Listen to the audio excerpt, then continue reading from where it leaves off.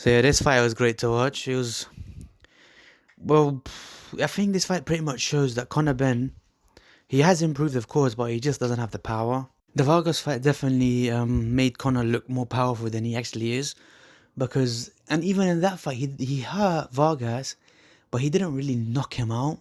The ref just jumped in way too early. And Vargas, sometimes when you're beaten up, you can pretty much get old and rusty and just torn out overnight. And I feel like that's what happened with Samuel Vargas. Well, especially after he fought Virgil Ortiz, like he took a lot of shots and he got knocked out. He got dropped a few times in that fight as well, from what I can remember. Then he fought Conor.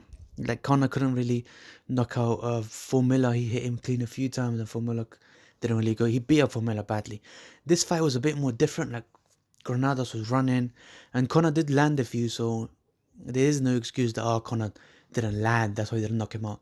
Conor did land. It's just that he didn't. He just doesn't have the power, and you just gotta keep it real. Conor can fight, and he has improved a lot because he pretty much won every single round. Like Granados was just running.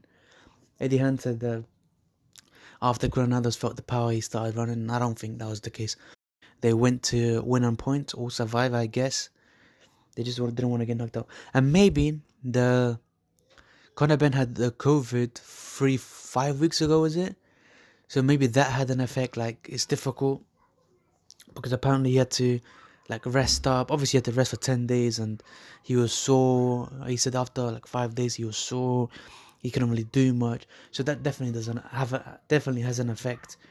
Even Granados said the only reason Danny Garcia knocked him out is because he had COVID going in the fight, and then he couldn't train properly, so whatever. So maybe it's just that for Conor Benn as well, because he wasn't looking as destructive as